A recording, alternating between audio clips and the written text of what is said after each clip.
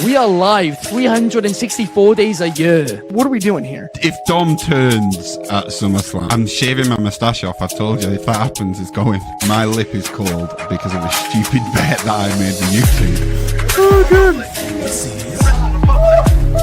Wrestle's better than Daniel Bryan. Bryan Daniels. Better than Okada. How do you not get sushi after Monday Night Raw? What is going on, everybody? Happy Halloween from all of us here at WR. It is Friday, October 31st.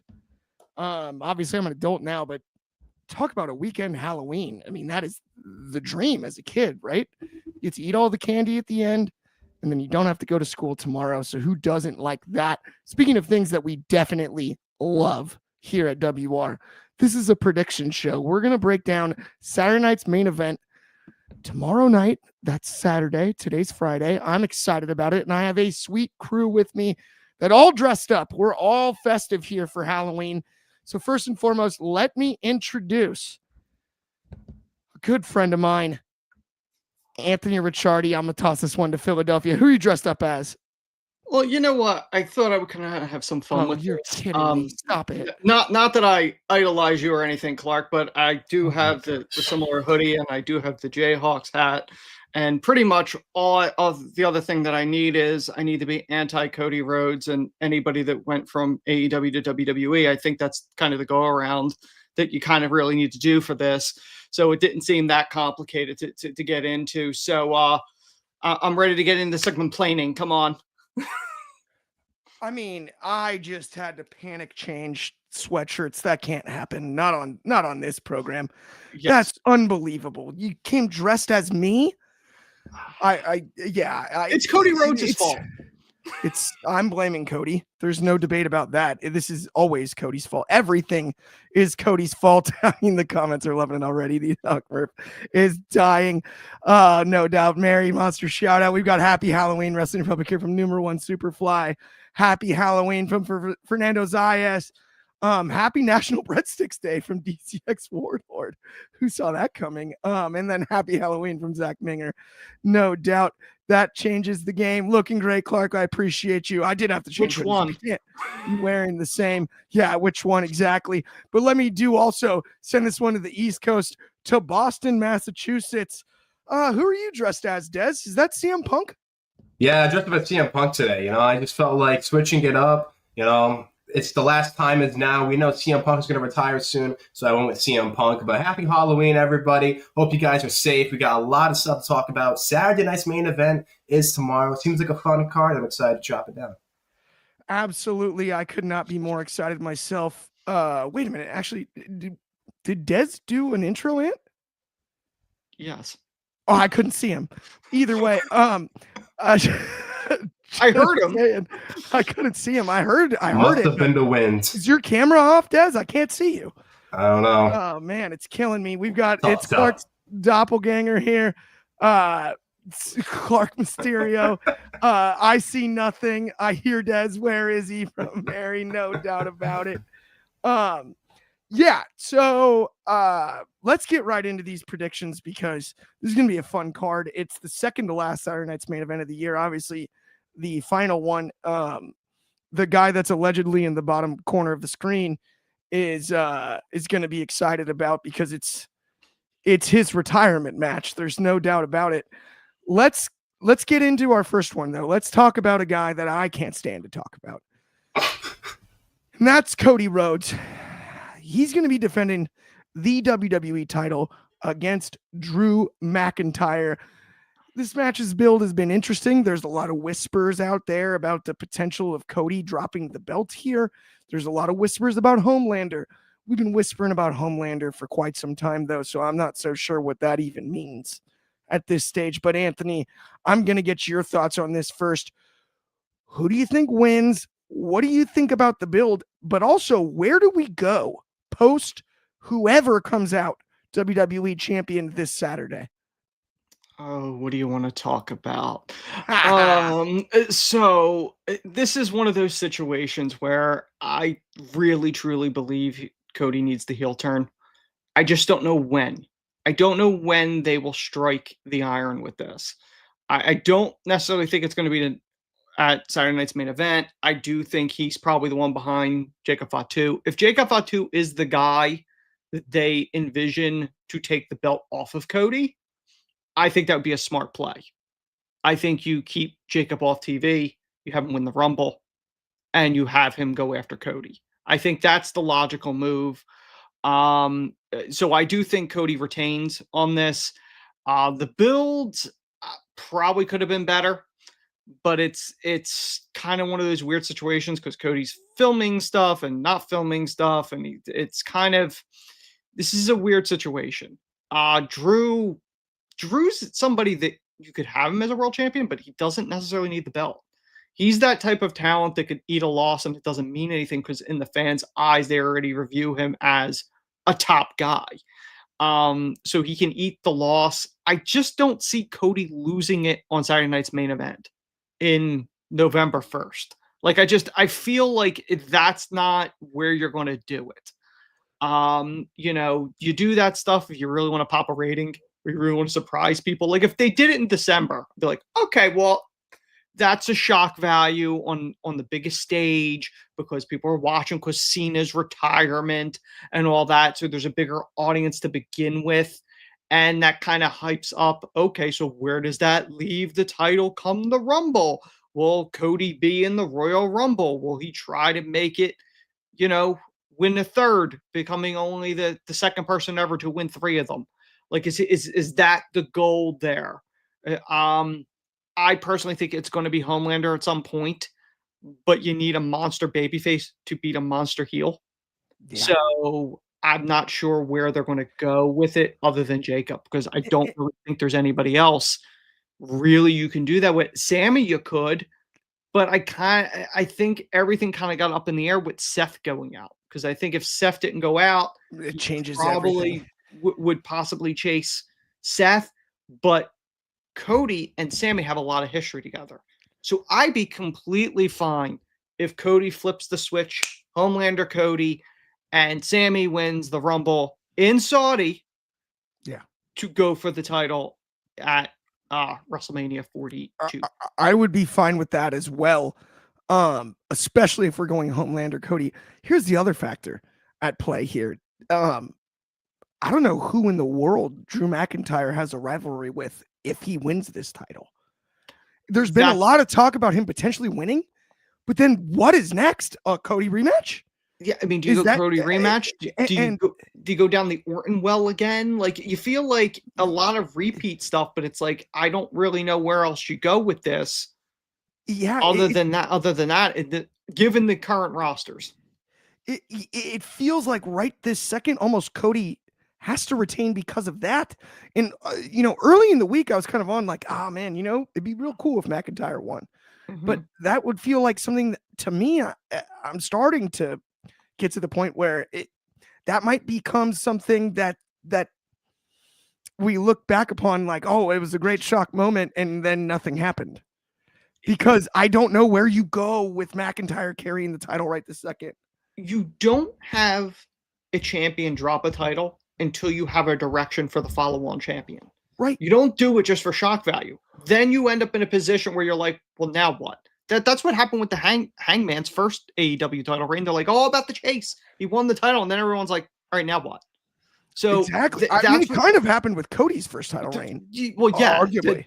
You can't top that chase for 40, but like exactly. It was very hard to follow that. That's why I think a Homelander infusion with this, if he has the right opponents, the right story, could elevate this title reign like Hangman's trying to do with his redemption title reign going on now in AEW. No doubt about that. I hear you there. We do have to also get Dez's pick as well. Not even have to. We want to. We want Dez's pick. So that was bad of me, by the way. It's like you're trying to convince what? yourself. I want to stop mid-show and apologize. The mask was bugging me earlier. I was off my game there. We want Dez's prediction next. Dez, let's hear what you think. Cody, Drew, what do we do pending who wins and who does win? Maybe even how about how? All right. So I do believe Cody Rhodes is going to retain the championship. I just don't see Drew McIntyre winning. There's a lot of rumblings about him potentially doing it because talks of WrestlePalooza where there was a chance where there was a lot of rumors that he was going to do it. I feel like Cody is going to win. He's going to probably do it in an aggressive side. I feel like the more we have these title defenses, the more we're going to get Cody being a bit more aggressive, right? Not necessarily cheating, but just doing whatever it takes to win the championship. And, whether it's, interference, whether it's potentially grabbing a weapon where the referee's not looking, maybe a low blow, whatever it may be, I do believe we'll see that side of Cody. I just don't know what's going to happen next because I feel like everybody knows it's Cody and Randy, right? We just don't know when they're going to pull the trigger. Could they do it at Saturday night's main event? Maybe they could, right? I think it all depends on where this match is placed on the card, but I can confidently say that Cody is going to retain. I hear you there. I think it's interesting because I'm kind of on the same page and I haven't given my prediction yet. I like what you said about the not exactly cheating, but just more aggressive. Mm-hmm. For me, and I'll give my prediction now. I believe that as much as I've ever said about Cody Rhodes and as much as I'd like to see Claymore 1, 2, 3 in the middle of the ring, it's just not the time yet. It doesn't make sense. I believe Cody goes over. I think Cody's going to win this match. Anthony made some really great points about the potential of a Jacob Fatu or even a Sami Zayn, especially pending a Homelander like heel run. I think Dez made a great point in that if it's just straight cheating, it's probably too obvious. I would love to see sort of a shenanigan that Cody takes advantage of. And that's not a part of my prediction. That's just what I would ask for as a fan. If it's going to be teasing still, don't necessarily have him directly cheat, but don't let him hesitate when he's taking advantage of a situation where someone else did. Because there's almost nothing more Homelander than that. And Homelander has been beaten like a dead horse at this stage, right? We've just talked about it like over and over and over again. But one thing that makes Homelander great is he still believes he's the moral compass. He still believes he's the good guy. They need him. All of that. Cody taking advantage as opposed to directly cheating and then being able to justify it as more Homelander-like than even if he started to cheat himself. And that's the route I think we have to go with this one in the build towards what feels like nearly an inevitable Cody Rhodes heel turn. And that part of it's frustrating. That's a different conversation for a different time. But for me personally, and I don't know if you being agree with me on that. The only thing about this Cody, let's set aside some of the Cody jokes from me from the past for a second here. and let's chat about this really quick, the three of us, because I feel like personally, it's now to the point where it feels, like I said before, inevitable. And how could we avoid that so it does still provide the shock value that somebody like a Cody Rhodes turning heel should? I'll start with you, Ant, and then I'm going to go to you on that, Des, before we go to our next prediction. The best villains or heels are the ones that don't view themselves as villains and heels. They justify it in their own mind. And I feel like that's what Cody's going to do. I think when he does turn heel, it's not going to be when you expect it to. And I think that's the key. Because everyone go, oh, well, this is going to happen then, and they're going to do it at this show, and they're going to do that. No. It's when you least expect it when he's going to do it. My personal opinion is the person he's going to do it against is Randy. Randy's the one because Randy would be the most dramatic one to do it against because of their history. And it would be a logical move to do it. I think Randy would be the one to put Cody over as that heel, as the Homelander character. I think that's the logical move because Randy spent his entire career dropping everybody. He's been the Viper. He's been the Snake. He's been the one to stab people in the back. But Cody's going to be the one I learned from the master. I learned from the best. And it's all about being willing to put your foot on someone's throat to get ahead. You taught me that, Randy. He's going to be manipulative and do that type of character of going, I didn't do this. You wanted this. You people wanted this. You booed me for years. I don't need you. Like, that's the Cody that you're going to see. And I think it's really interesting too, like the Orton is a great call, but that goes back to what we talked about during the predictions part of the segment. Mm-hmm. Orton seems like the next logical point for McIntyre if he were to win tonight or tomorrow night. So that is funky as could be. We also do have one question really quick over on Instagram from Samir.30. He said, quick question. Isn't Cena fighting at Saturday night's main event? The answer is not this one. The one December next one. month is the final one. He's not on this card. He does now have only 3 dates left or 4? I think it's like 3 or something like that. Well, Yeah, Saturday night's main event is one of Yeah. them, so he's got like 2 or 3 others. Either way, though, I want to get your thoughts really quick, Des, before we move on along the lines of the same subject when it comes to the Cody aspect of this. What do you think? I feel like Anthony hit it on the head. He's going to do it in a way where it feels justified, where people are going to be turning their back on him. We've seen it multiple times, right? CM Punk, he already referenced as a true friend. Friends stab each other in the front, right? Randy Orton, his mentor, he already said, I'm coming for that championship. John Cena, one of the most beloved wrestlers in the history of WWE, turned heel to get this championship, right? There's always a target in the back of Cody right now, right? Heavy is the king that wears the crown, and that's what's happening with Cody Rhodes. At SummerSlam, Cody Rhodes literally took the turnbuckle off and hit Cena in the face with it, doing whatever it took for him to be the champion.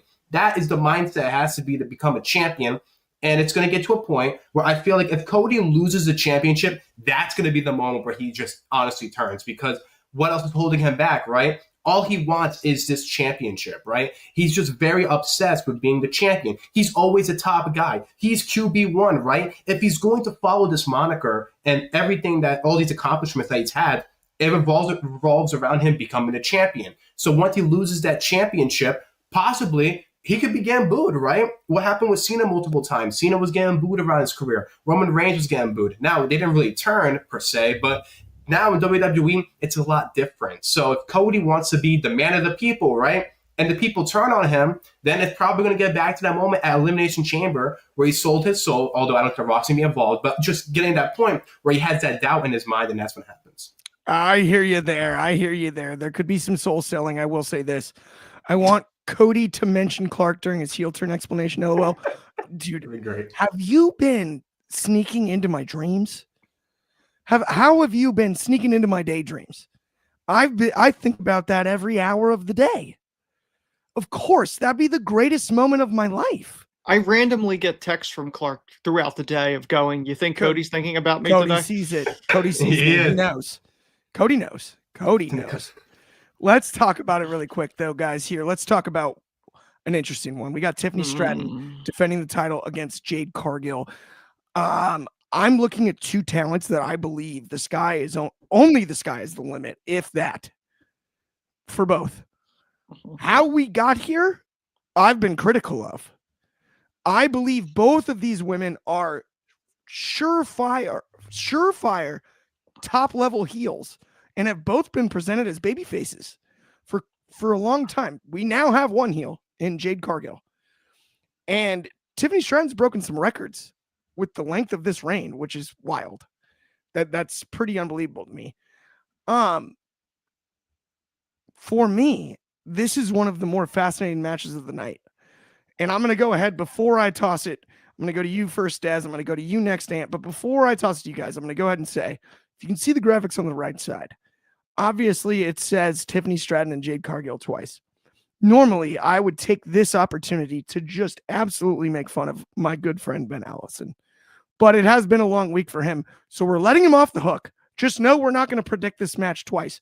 We're going to predict it 3 times, and then we have another match for the 3rd segment. We're not doing 2 segments on this match.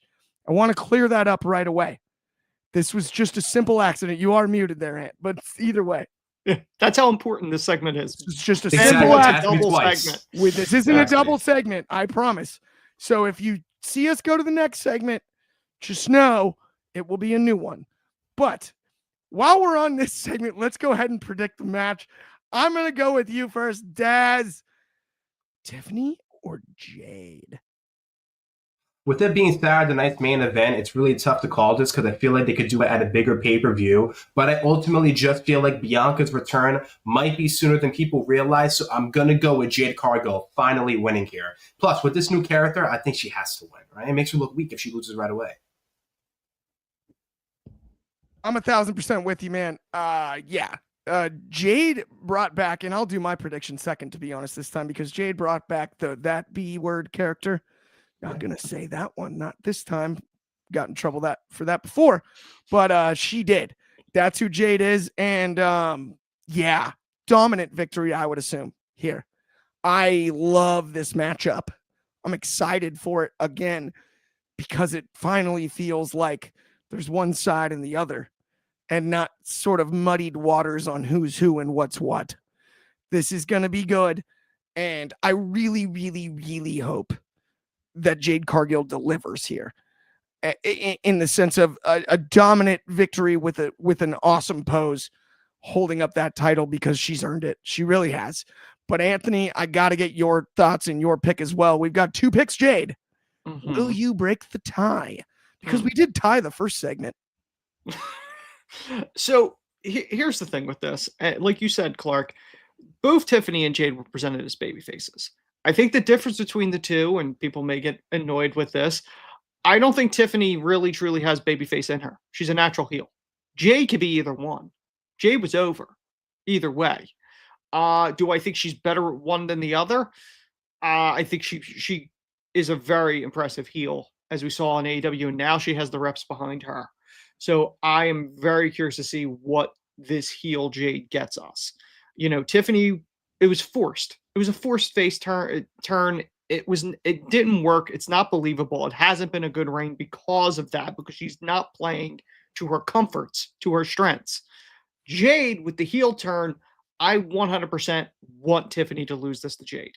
Not only does Jade deserve it, Tiffany's reign is, I don't care about the reign. I don't think it's a solid reign. She's had impressive wins, but the character work is just not there, because if she doesn't believe it, why would me as an audience member believe it? Because I don't. It doesn't come off as genuine. It feels forced. And when it feels forced, I lose interest in whatever story you're trying to tell me, because you don't convince me that you even believe half the stuff you're saying. So I'm 100% behind a Jade Cargill dominant reign as champion until they were able to get somebody else that could pull this off. I love that. That makes us 3 for 3. And I've made an executive decision about how we're going to handle the graphic situation for the next segment. Mm-hmm. We're not going to use this one. We're just going to make it blank so nobody gets confused.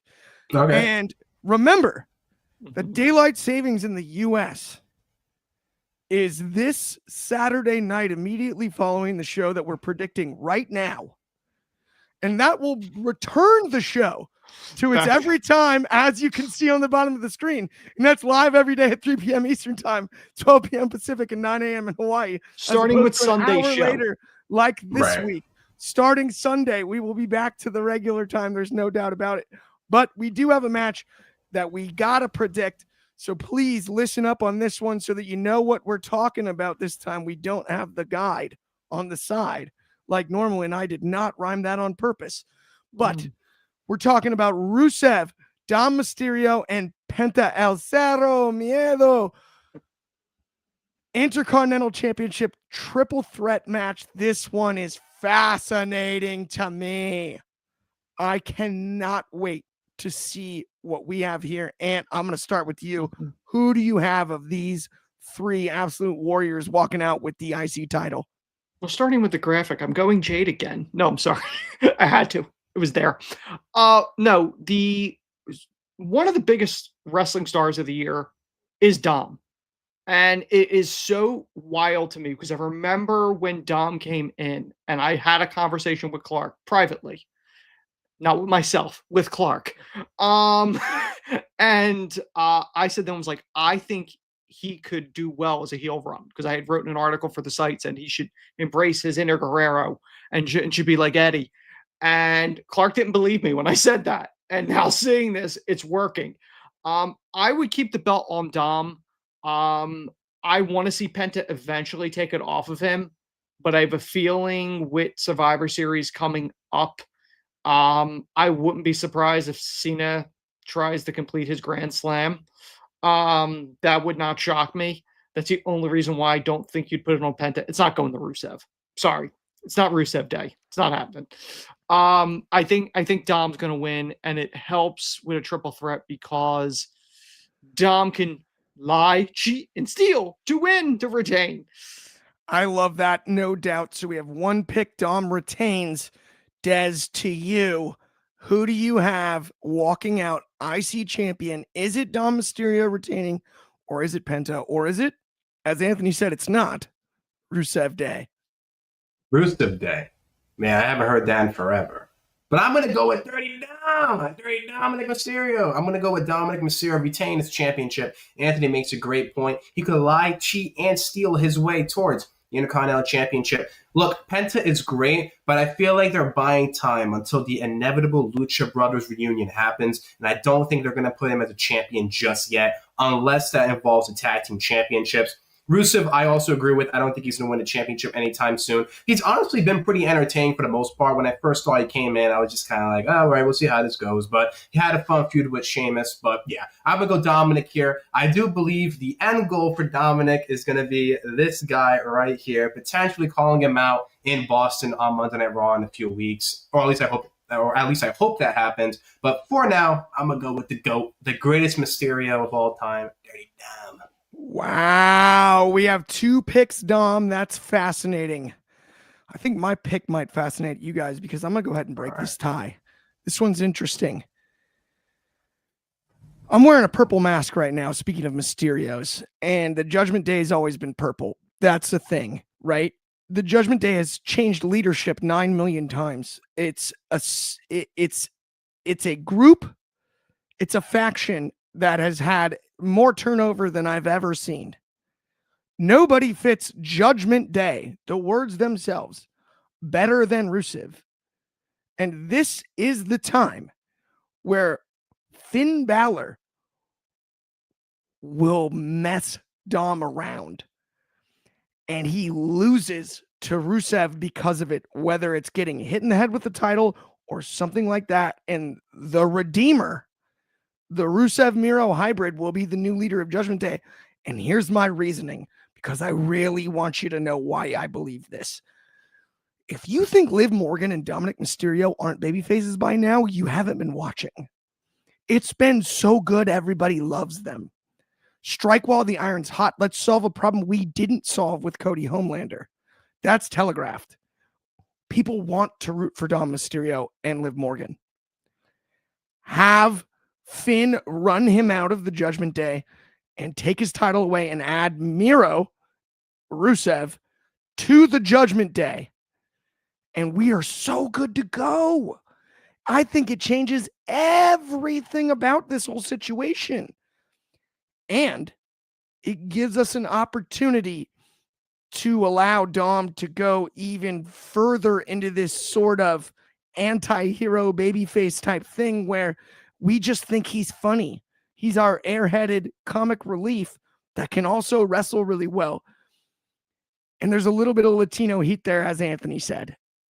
Let's strike on that Latino heat because nobody could turn it on and off as a healer babyface better than Eddie Guerrero.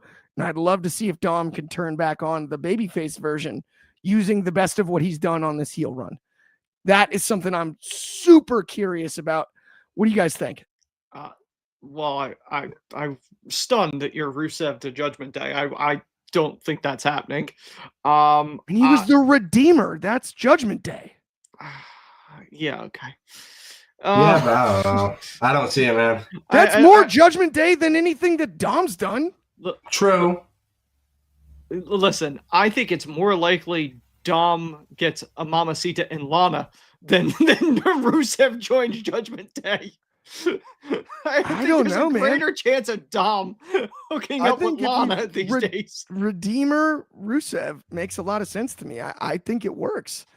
I don't know. We'll see. We'll definitely see.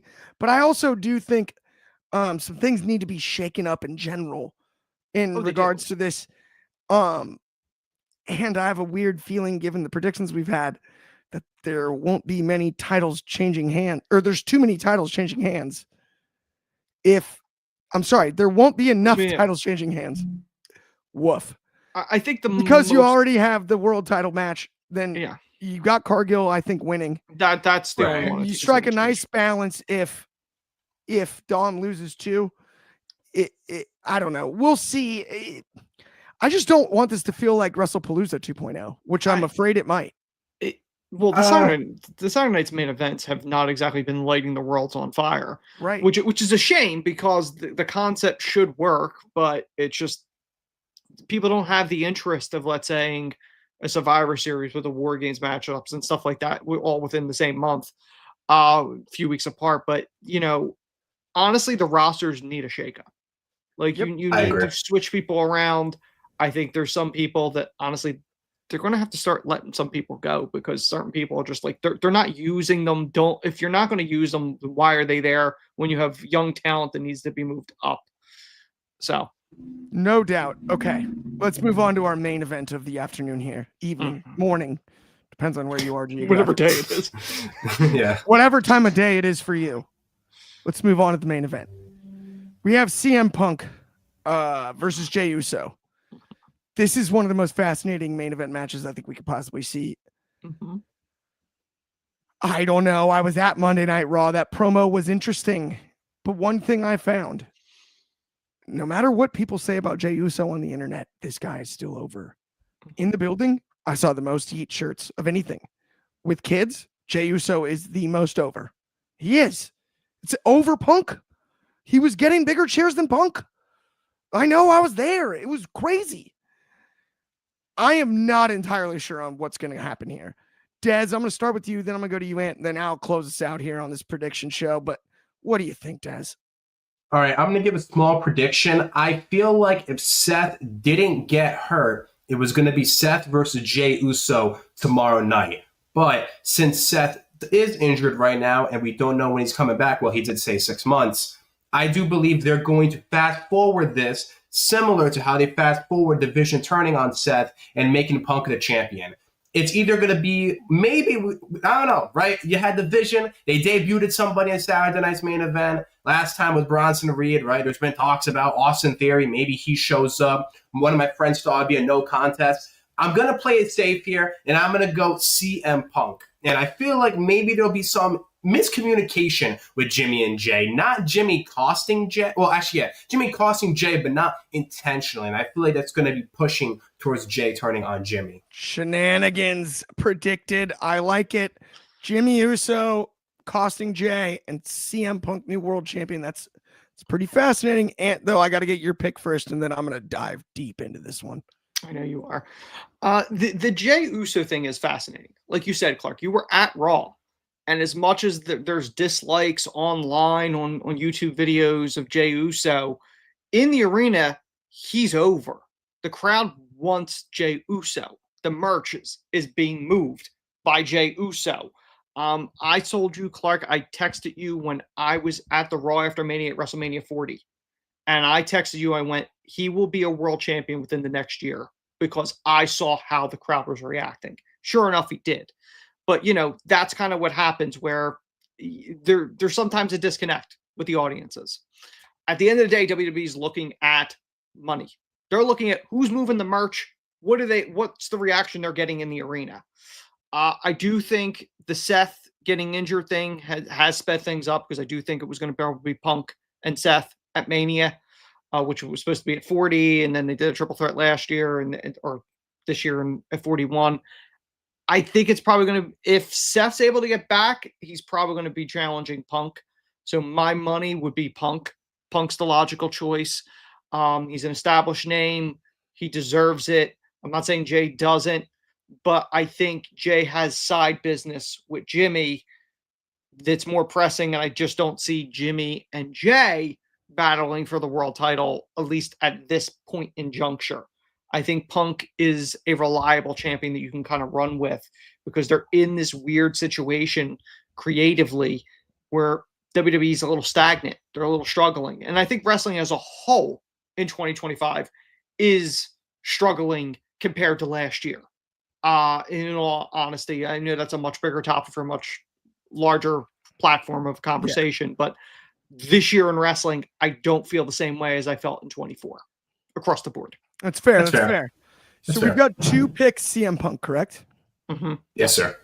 All right, good. Let me mess everything up. Okay, so here's my thoughts on this. Look, I think Seth Rollins said something really important earlier this year, and people don't forget.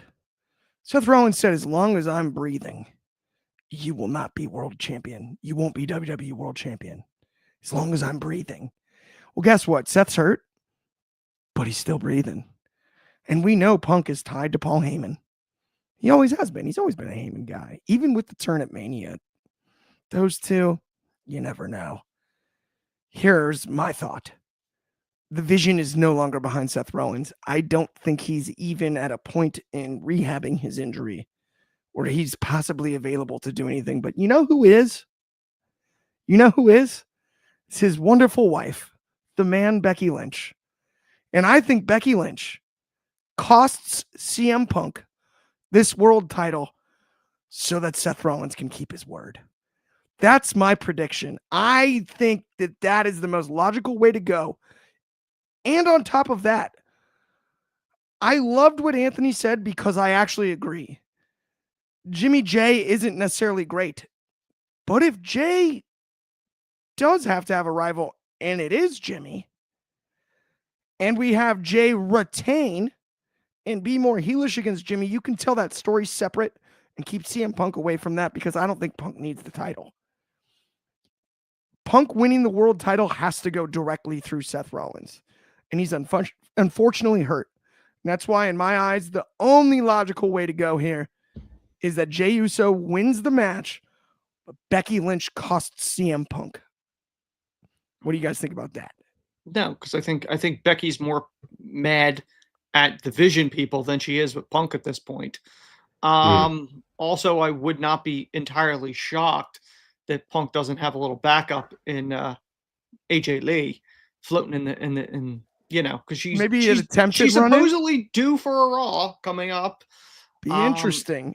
You know what I mean? Like, here's the thing. Part of me does it not logically set up the singles match if Becky interferes? Yeah, but for 6 months out, 6 months later, because she ain't gonna fight Punk herself. That's what I'm saying. Is Becky and AJ? It sets up Becky and AJ if she. Well, Becky and AJ's already set up. I mean, that's already been established. Kind of, but at the same time, it just adds more fuel to the fire. It's blood. What I could see is Punk winning, and then Becky confronts him on Raw and says, "The only reason you have that title is because my husband is not here." I just hate it. Makes Seth look so weak. He's injured on the shelf, and Punk won the world title while he's still breathing. But that makes him angrier. Why he's out. The only reason you won that is because he's the baby. I wasn't here. Then he's the good guy. He's going to be the babyface when he returns. You think Seth will be the babyface? Yes. I don't when know. he returns, yeah, I think so too. Maybe. Because when he comes back, he's going to go after the Vision, which makes him the babyface to begin with. Oh, shoot.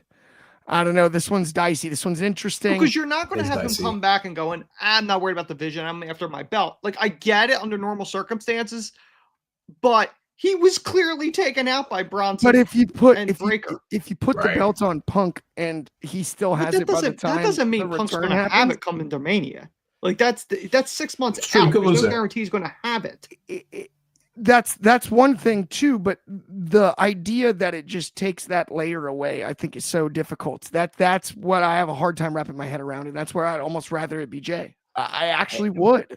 Booking it 6 months out is very difficult for this because the estimate's 6 months. Now, whether or not that's the real number or the number they're floating because they want a surprise return. Well, so you just don't know how people heal either. Well, that's the other factor. You're predicting modern medicine. And also, it's a guy that already sold a leg injury that wasn't a real leg injury. Now, I know this one's legit, but that's the worst part. But you got to take everything with a grain of salt. Of any time WWE or a wrestler goes, I'm out for 5 months, 7 months. We don't know. They probably don't know. They have the estimate. I'm not saying they all lie, but we've been around the block enough times over the years that we know trust but verify everything. In wrestling. The thing is, I don't know. Listen, Jay needs to be a heel, 100%. I felt this way with AAA, with Vikingo. He took the brunt of the Del Rio nonsense, and he's embracing the heel. That's the smart play. If the audience is going to boo you, give them a reason to boo you. Just run with it. That to me is the logical move on that front, personally. That's fair. I just don't know if they would boo Jay, though, because like Clark said, they were very loud for Jay compared to Punk. By the way, I'm so sorry. I just got completely thrown up. There's a comment on Instagram that says Roman died. I had to Google it. Like, no, he's. Why would you believe that? Oh, it scared me to death. You know why we were on? It's happened before, guys. Yes, I know. You and I scared me. I was like, wait, what? No. Yeah, that was a troll comment. I apologize. I didn't mean to interrupt the conversation. Did you check TMZ? They're the ones that pretty much have the great Halloween prank. Yeah. It's not funny either, considering it's not funny at all. It has I know. That's why I like. Sorry, I like that's not there for a second. That's why it's not. It's not something to mess with. Like that's. Anyway, back to the regularly scheduled conversation. Let's that's going to get me on a rant, so I don't want to do that. Exactly. I was about to do the same thing. It just threw me for a complete loop. It took me out of the convo for a second. I apologize.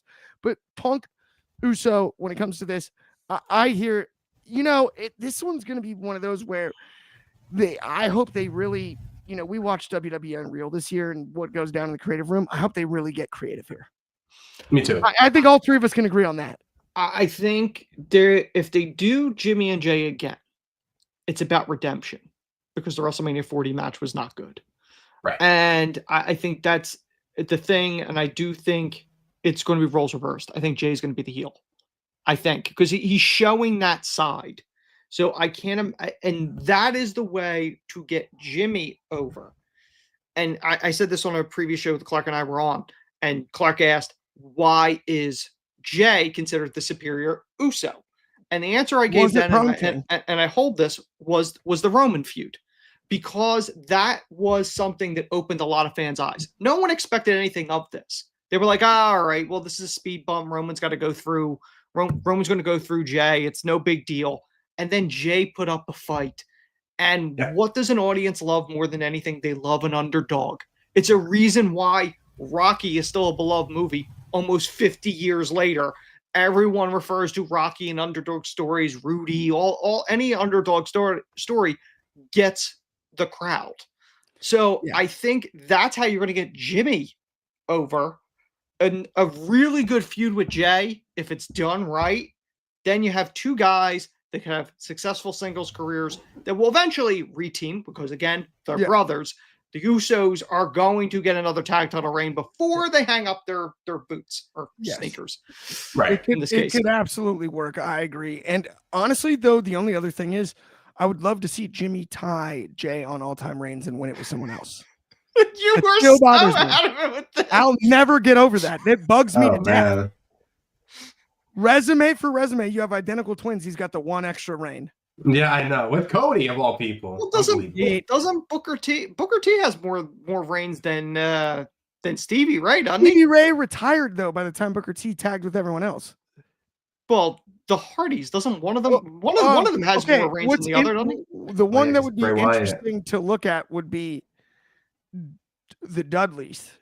Did Bully win it with anyone else? He won a 6-man tag. He didn't win a tag title. Yeah, and same with Devon. And then look at but Matt Hardy might have held tag titles without Jeff. I believe he did. I feel like he did. So I believe he did. Yeah, but Jeff was the more successful singles wrestler, so that would make sense. Correct, but still, like we're in the same situation as brothers. It's easier to wrap my brain around that one than it is the other one. Is my point. I mean, look at I don't know. I guess Sean had quite a few more than Marty Jannetty, but they weren't an all-time tag team. Animal had more than Hawk, but that was only because Hawk passed away.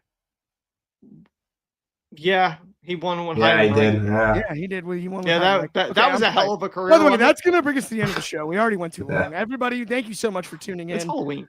We apologize about the mid graphics. It's Halloween. Happy Halloween. We're going to be back tomorrow for the final time if you're in the United States at 1 o'clock Pacific, 4 o'clock Eastern, and 10 o'clock in Hawaii. Of course, that's still 8 a.m. in the UK. And then time change Sunday, we'll be back to the regular time. On behalf of me, Clark, Anthony, Dez, everybody here at WR, we hope you have a happy and safe Halloween. Enjoy the wrestling this weekend. Enjoy Saturday night's main event. And we will definitely talk to you soon. Peace.